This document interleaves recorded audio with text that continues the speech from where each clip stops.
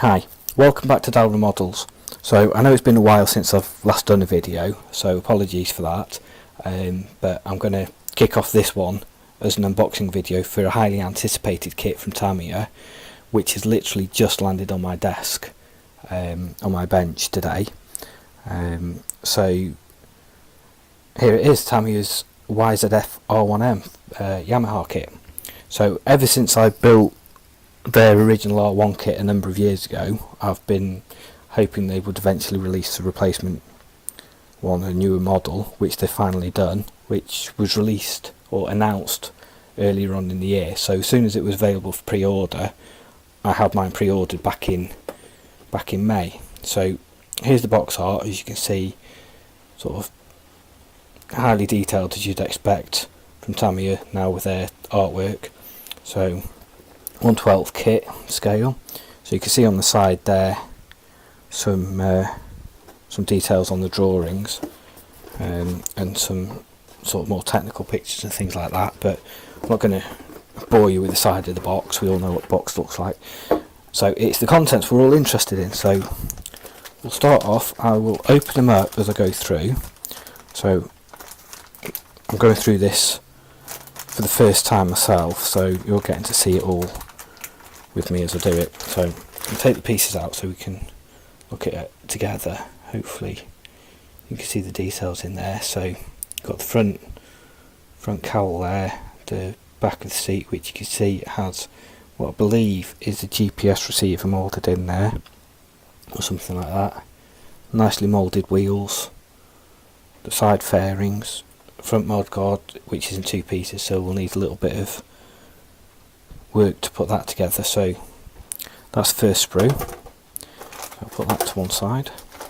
We've got this one, which has a number of what looks like a few engine bits and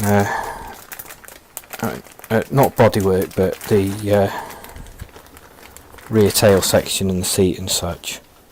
So you can see there's the pillion seat, the main seat. They look like side panels that go under the tank, part of the rear underseat area, I believe. Obviously engine casing side, so you can see on there particularly the nicely detailed moulds in there. Part of the engine, the thing for the ABS, and then you've got your handlebars there, again all nicely detailed. It doesn't look any problems that I can see on there. Obviously going through with the kit and the instructions when I'm actually building it will show up any potential problems more, but so far from looking at it there's not any issues that I can see. The sprue locations and everything all look good. I mean, you can see on there how thin the location parts are now for the where it's attached to the sprue. So that's obviously the one with the frame on. The underside of the tank, radiator fans, a couple of other bits and pieces. They look like they're for the front lights or something. Not fully sure yet till we go through the instructions. Obviously you've got the bit for the top of the forks and things there. Nicely moulded tyres as usual from Tamiya.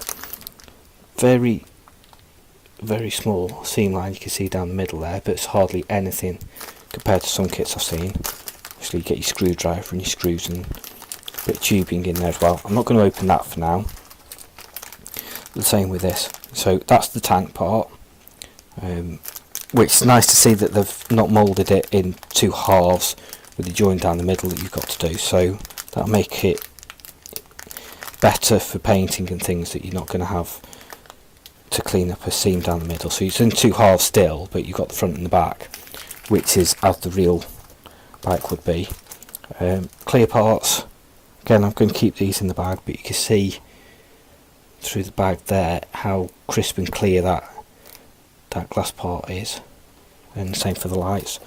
So onto the final sprue.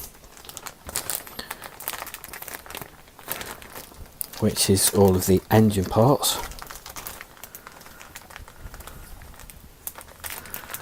When I get the staples out, I have got the detail up front forks on order, but they're delayed at the moment, so they will come in due course. Right, just get the staples out of this bag. So you don't need me to be on camera for that, so there we go. So you've got the rear swing arm parts there, engine mouldings in the top of the head in the usual clean, crisp details that you'd come to expect. With this being the latest Tamiya bike, you wouldn't expect anything less. So you've got your nice engine mouldings there, your side casings. There's your exhaust, which is the rivet detail moulded in, and bits for the exhaust and the paddock stand, and then you've obviously got your chain and your sprocket there. So again, you can see there with the nut detail and everything. They obviously go to a lot of detail now on getting this all nice and crisp. And there's your brakes. So there's the sprues.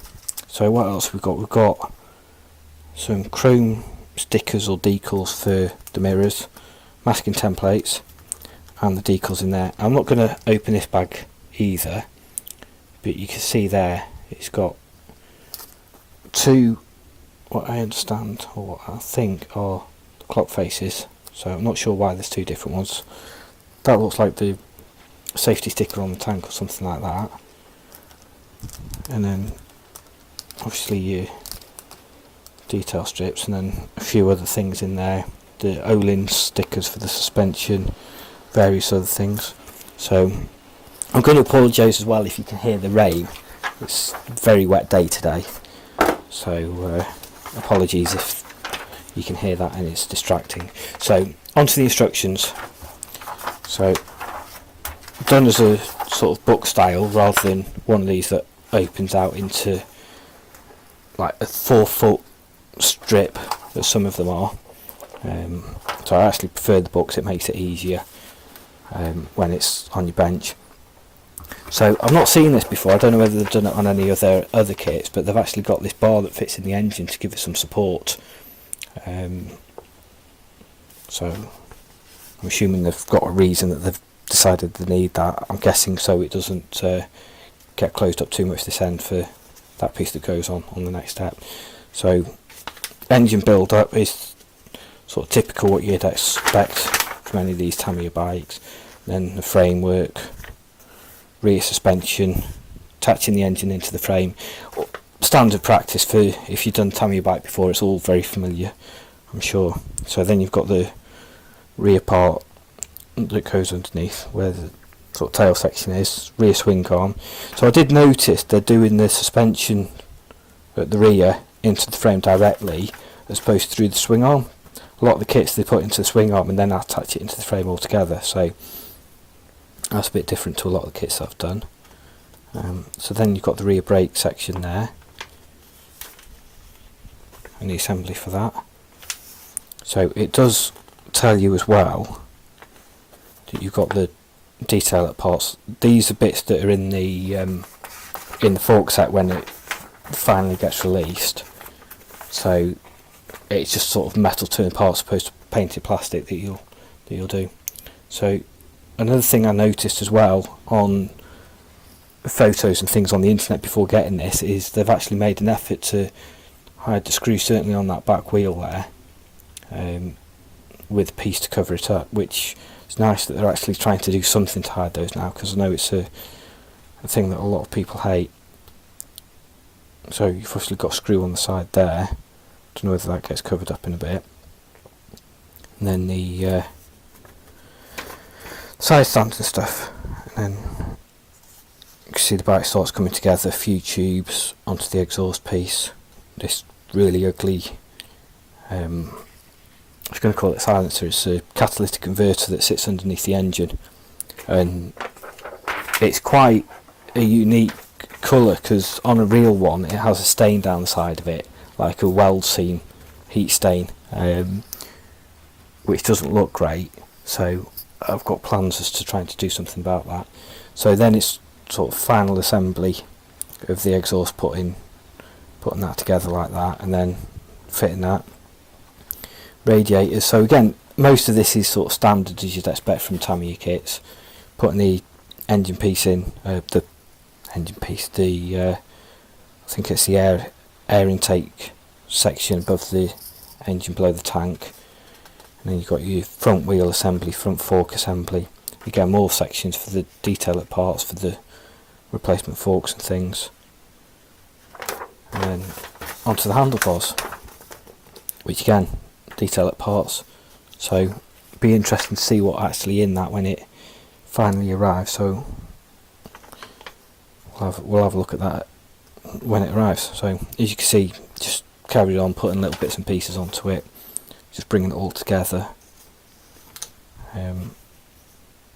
Got that bit there where it says about those 2 decals I mentioned for the clock face. I'm not sure what the purpose is of having 2. One's dark, one's light. I don't know whether that's normal or whether one's for sort of day use or night use, or what the options are on the real bike to say really. But I'll do some research on that. So then onto the back section. So you can see just putting the seat there. So it looks like it's got an option for either the rear cover or the seat if you want a pillion seat. So not sure which one I'm going to go with yet. We'll look at that down the line. And then tank painting. Obviously it's got instructions on where to put the mask and things that we saw. So it gives the silver and blue paintwork design, and then side panels, which again screwed on, and the screws will be visible. So they've kind of thought about it on the rear wheel, but it looks like it's the only place they've thought about it, which is a shame. But we'll do something with that as well, as I like to do now. So just attaching the front end, and then number plate on the rear, and then mirrors, and that's it. And then just gives you a couple of decal replacements on the back. So that's what's in the box. So I hope you enjoyed that. I'm certainly looking forward to building this kit, and I hope that you enjoyed the video and you enjoy what comes next. I'm not sure if I'm going to do a build diary on this one. I originally planned to, but as I said, I've not done a few videos for a while, so I'm not sure yet exactly what I'm going to do. So watch this space on that. So thank you for watching, and I shall see you next time.